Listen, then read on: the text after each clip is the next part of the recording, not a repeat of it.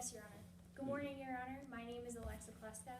I'm Leanna McMiniman. Collectively, we represent the plaintiff in today's case, Madeline Fortenberry. Today, Your Honor, we've actually prepared a notebook for your convenience. It contains a copy of the stipulations, a copy of the complaint and answer, as well as a copy of all exhibits. And we do apologize for a lack of notice of appearances. We didn't have time to print this morning. That's unnecessary, so yeah, take me the notebook, that's helpful. This is a civil case? Yes, Your Honor. All right, very good. The plaintiff is the widow of the decedent. Thank you. All right, we have our jury here, so the preliminary instructions have been given to the jury. You guys may proceed. Your Honor, we have a few housekeeping items that we would like to address at this time, as well as a substantive matter that my co-counsel will address later. I would like to confirm that we have the freedom to move about the well of the courtroom, of course asking Your Honor's permission to approach a witness or Your Honor. You do. Thank you. I also would like to inquire as to where to place exhibits once they have been properly entered into evidence. Just put them up here, it'll be fine. I would like to confirm that any and all objections will be heard constructively outside the presence of the jury, That's fine. and that all witnesses have been constructively sworn. Very good. I would also like to confirm that time will be stopped for all objections. Is that the rule? Okay, Yes. very good. And with that, my co-counsel can address that substantive matter, Your Honor. All right, thank you, counsel. Do you have any problems with any of those issues? No, Your Honor, we have no objections. Just wanted to make introductions. Good morning, I'm Claire Hollingsworth, And I'm Colin Spangler. Today, we represent the defendant in this case. Very good. and we have one additional housekeeping matter. The exhibits have been previously marked, and we would ask that they retain those markings for the convenience of the court. That's fine, thank you. And with that, we have no more housekeeping matters, but we do also have a substantive matter to address, as well as we have the rules of competition and a notice of appearance for Your Honor. All right, I'll take the rules of competition. That's helpful. You can keep the notice of appearance. Yes, sir. All right, we'll hear on this, we'll go to the substantive evidence questions here on the plaintiff first. Yes, Your Honor. I'd like to begin with a brief background on today's case, if you'll allow it. Certainly. On August 18, 2013, the plaintiff's husband, the decedent in today's case, was flying a plane from Kansas City to Dallas here in Lone Star. Along the way, the plane lost all power. He had to make an emergency landing, and calling into air traffic control, he was directed to the property owned by the defendant. He was also informed that a PAL system was located on the airstrip on that property. However, when he arrived and he tried to use this pilot-activated lighting system, which would allow a pilot to click their microphone and turn on the runway lights below them, it didn't work. He had to land, he had no other option, he crash landed, and as a result, he died from the crash. We will present evidence that it is the defendant's negligence in maintaining that airway and that PAL system that led to the death of Zeke Fortenberry. All right. Now, our substantive motion is actually in regards to a matter of law. We anticipate that the defense today will make an argument that that the defendant owed no duty whatsoever to the decedent. However, Your Honor, that is a matter of law for a judge to decide, not for the trier of fact. Additionally, we know that this has already been decided on because the appropriate timing for that would have been during summary judgment. We've made it past that, Your Honor. Therefore, we can conclude that it was ruled in the favor of the plaintiff that the defendant did owe a duty to Zeke Fortenberry, the decedent, on the night in question. To allow them to go into testimony through the defendant or any defense witnesses negating this duty or questioning whether or not one existed would be inappropriate. It would be misleading to the jury and confusing to them as to what the actual facts in question are today. Let me interrupt you for a second. I agree with you that that's a legal call. Are there any facts that underlie that I'm going to need to know in order to make that call? Yes, Your Honor. Actually, it's agreed by both parties that the defendant took a federal grant from the government to build the airstrip on his property and to install the PAL system. By accepting that grant, he also accepted responsibility for maintaining the system, and we have that here in the circular from the Federal Aviation Administration. Is that in dispute? No, Your Honor. All right, are you guys going to make that argument? Today, Your Honor, we do anticipate presenting some evidence contesting whether a duty actually existed. Pursuant to counsel's argument, the question of whether a duty existed in this case, it does rely on a determination of certain facts, whether the... I'm not going to rule on the duty issue until your motion for directed verdict. feel like you need to present evidence on the duty issue, either side, I want you to present the evidence. We won't exclude that, and then we'll hold off on a ruling on the duty issue until I hear the facts of the case. All right, Yes, Your is that Honor. clear on that? Yes, Your Honor. Anything else? No, nothing further. All right, defense? Your Honor, the defense has just one pretrial matter we'd like to bring to your attention. Today, if you turn to the plaintiff's complaint, which you have a copy of in the binder in front of you, the plaintiff has alleged one specific act of negligence that was committed by the defendant. Specifically, the allegation is that the defendant was negligent in failing to properly maintain and adequately maintain the runway on his property. That's the only specific allegation that they've made in their complaint and at any point in the pleading stage. Today we anticipate the plaintiff to present evidence raising an additional allegation that the defendant was negligent by failing to notify a third party. Because that allegation was not raised in that complaint or at any point during discovery or in any of the pleadings, they should be barred from presenting that evidence here today and raising that additional allegation. When did you learn they were gonna do that? Your Honor, based on the information that we received, specifically one witness line and one witness deposition, we do anticipate that they will attempt to inquire here today into and make that additional allegation. All right, so you're on notice of it. Yes, Your Honor. And how long have you been on notice of it? Since the discovery phase of this case. All right, very good. All right, counsel for the plaintiff? Yes, Your Honor. Why isn't that in the complaint? Your Honor, we pled negligence, and therefore any facts we have that go towards negligence would be appropriate at this time. Right, but you have to plead with specificity, correct? That is correct, Your Honor. We have raised few things within our first count of negligence in our complaint. However, Your Honor, this advisory circular, which we've already discussed, it are the rules that would have governed Mr. Thompson, the defendant, at this time, or at the time of the accident. And we do intend Yeah, to. I agree with, I mean, I think you've got a probably substantive basis for the allegations. So the question is, have you put them on notice, right? The purpose of the pleading is notice pleading. Has the pleading been specific enough to put them on notice? They've acknowledged that they're on notice of it. So I'm not gonna preclude that at this time. If they wanna go into that, I'll allow it. Yes, All Your right. Honor. And with that, the defense is ready to proceed. Very good. Everybody clear on our ruling there? Thank you. All right. Plaintiff, let's hear from, you on the open statement. Yes, Your Honor. One moment, please.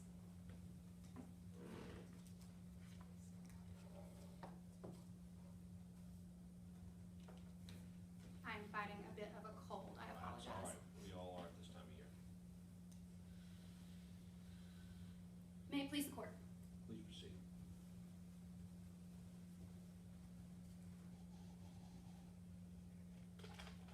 Reluctance to take responsibility. That's why we're here today. The defendant, Thomas Thompson, was not reluctant to take a federal grant from the government to build a private airstrip on his 40,000-acre property. And he was not reluctant to take that money from the government and build that airstrip big enough his friends could land their private jets whenever they wanted. But on August 18th, 2013, you'll see that he was reluctant. Reluctant to take responsibility for following the rules, fixing the PAL system, and giving fair warning when he could not.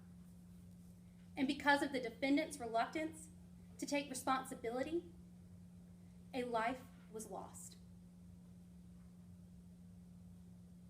Members of the jury, I am Leanna McMiniman, and I, along with my co-counsel, Alexa Kluska, represent the plaintiff in today's case, Madeline Fortenberry.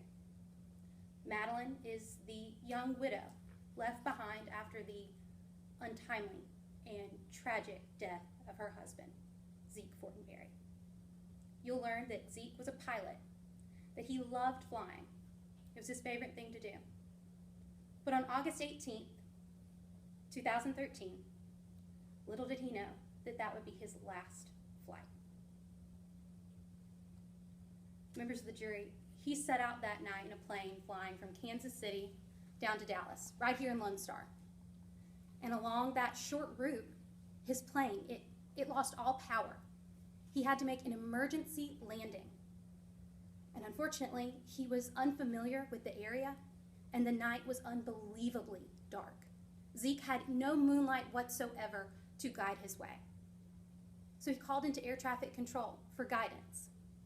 And that's when he learned about the airstrip located on the defendant's property, South Fork Ranch. In calling into air traffic control, he also learned about something called a PAL system. He already knew what a PAL system was, but by talking to air traffic control, he was told that a PAL system was installed on the defendant's property. This lighting system, it's a pilot-activated lighting system. You'll learn that any pilot in any plane flying over an airstrip with one of these devices can simply click their microphone from up above and turn on the runway lights below, guiding their way.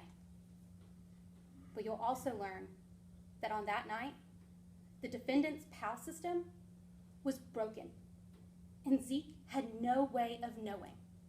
So he flew to South Fork. He flew 10 miles to get there, hoping he'd find a safe place to land with a PAL system that would shed some light on that evening. He got there, and he circled over that airstrip, and he clicked that microphone. Click, click, click. But that runway stayed dark. Not knowing the PAL system was broken, he would continue to circle. He would continue to click that microphone. Click, click, click, click. Clicking like a mad man, because he had no idea that no matter how many times he clicked that microphone, that PAL system was broken and those lights weren't coming on. Zeke would lose so much altitude, he would reach 200 feet above ground level and be forced to land that plane. There was no other option.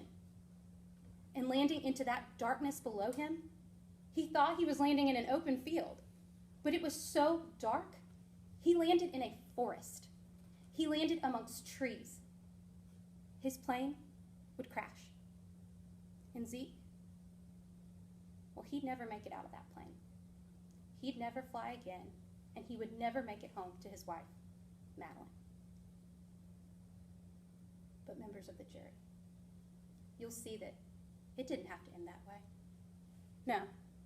You'll see that it is the defendant's reluctance to take responsibility that caused that crash and caused that man's death. That because the defendant didn't follow the rules, didn't fix the PAL system, and at the bare minimum, didn't give fair warning when he could not, Zeke Fortenberry lost his life. And we'll prove that to you today by a preponderance of the evidence, which you can think about in regards to the scales of justice. See, at the beginning of this trial, those scales are even on both sides. But throughout the trial, as you see evidence and testimony from both sides, those scales, they'll tip back and forth all throughout the trial until the end.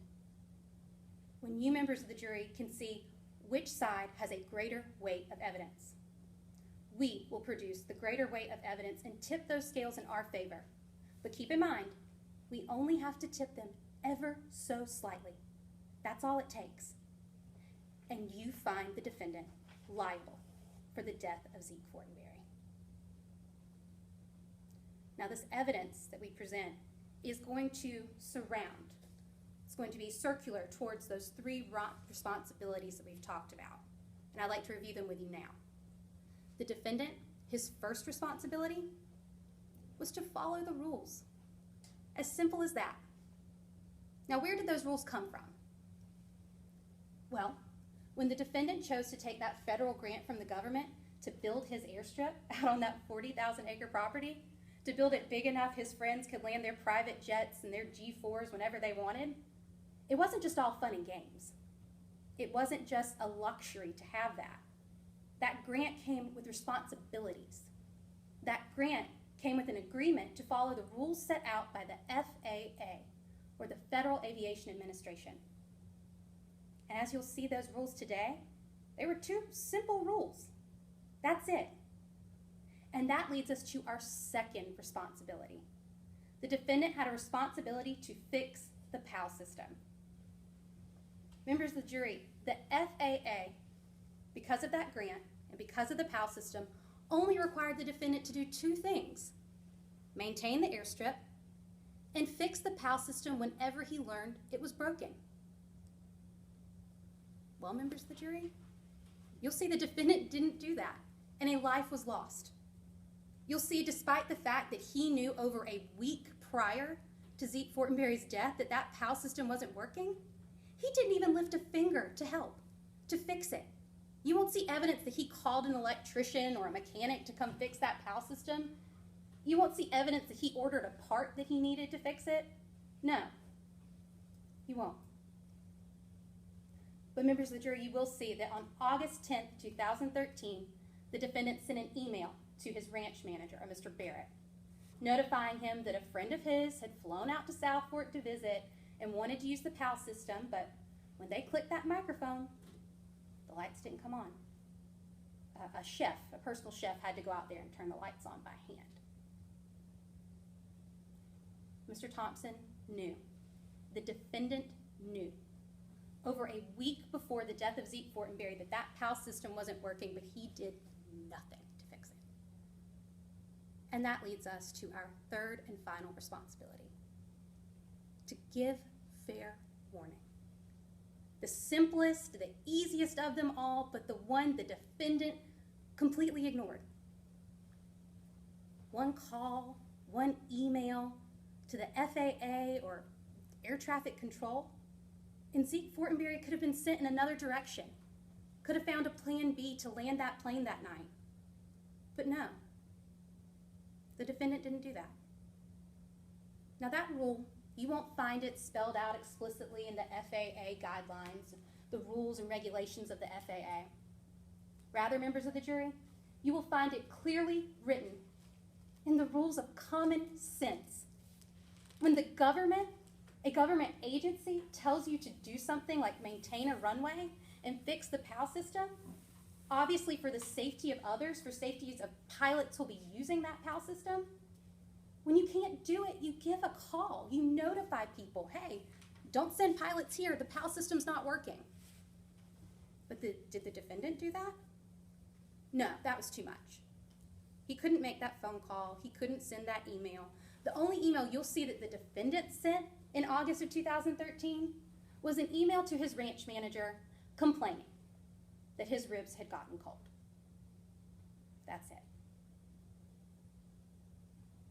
The defendant had 3 simple responsibilities: follow the rules, fix the PAL system, and at the bare minimum, give fair warning when he could not. And you'll see through evidence and testimony throughout today's trial, the defendant was reluctant to take any responsibility at all in August of 2013, and he is remaining reluctant to take responsibility today. You will see that his reluctance caused the death of Zeke Fortenberry. Do not be reluctant to hold him responsible in this courtroom today. Find the defendant liable for the death of Zeke Fortenberry. Thank you. All right. Counsel for the defense, May it please the court? please proceed.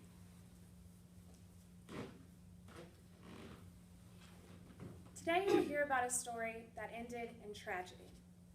A story that started with one man who may have been an experienced pilot, but on that day did not act as a responsible pilot should. A man who on that day failed to follow the basic rules of flying. And a man who on that day failed to realize the danger he put himself in by doing so. Today you will learn that it was Zeke Fortenberry's actions that put himself on a collision course with tragedy. I'm Claire Hollingsworth, and I, along with my co-counsel, Colin Spangler, represent the defendant. Now, you may not know a lot about what it takes to prepare for a flight, what it takes to prepare to have a safe flight. But today you'll hear from witnesses who know all about this, who can tell you exactly how important that preparation is. First, you have to check the weather. You need to check the weather for where you're leaving and where you're arriving. You need to check that weather at the altitude that you will be flying. Now, you'll understand that this is important because it's more than just knowing if there's going to be a storm or some clouds. It's about calculating your fuel. You use the information you get from the weather to calculate how much fuel you'll need. Today we'll have Kim Bates come up here and she'll tell you all about this. She's an aeronautical engineer and she will tell you just how important checking that weather is, just how crucial it is to look at an appropriate forecast and make the right calculations for your fuel. She'll explain to you that with a headwind, you need more fuel. She'll tell you that a headwind is a wind that pushes against the plane. That means that the plane moves slower. It needs to be in the air for a longer amount of time, which means that it will need more fuel. She'll tell you that the calculations you need to make if there's a headwind are very important. Unfortunately, you will learn today that Mr. Fortenberry did not take the time to make those calculations.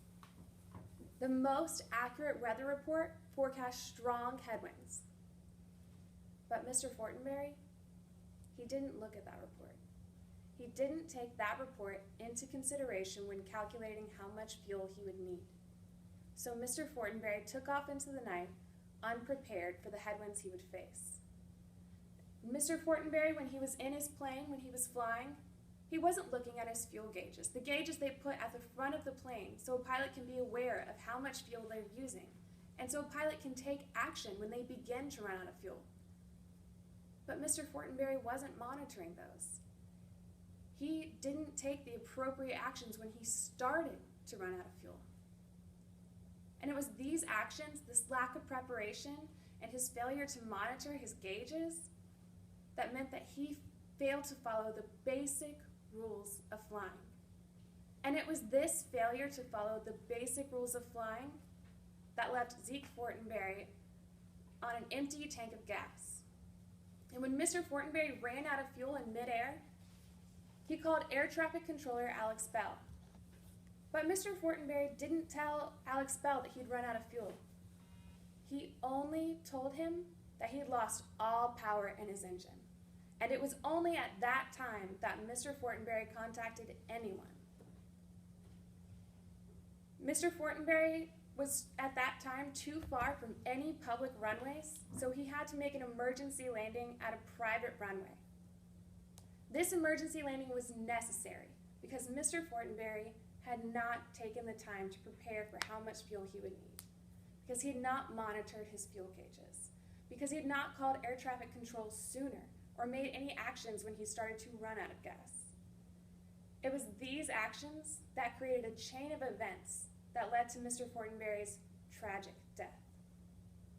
Members of the jury, today you must decide who is most responsible for the death of Zeke Fortenberry. And you must do this by preponderance of the evidence. You must determine if Mr. Thompson is negligent.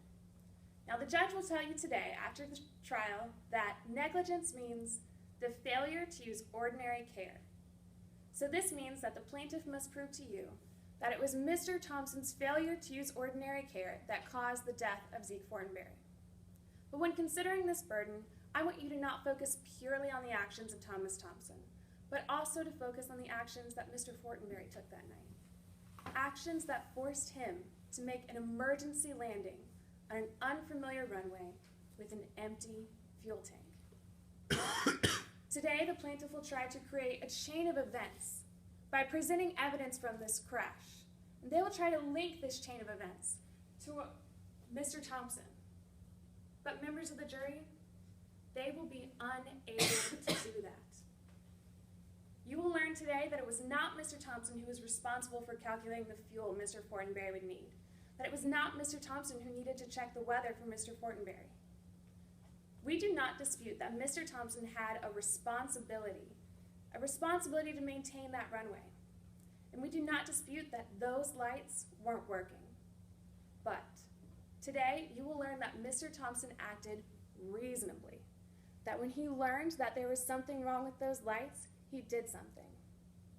Members of the jury, when you look at Zeke Fortenberry's actions that forced him to make an emergency landing with an empty fuel tank, you will learn that it was Mr. Fortenberry and it was his actions that put himself on a collision course with tragedy. Find Mr. Thompson not liable.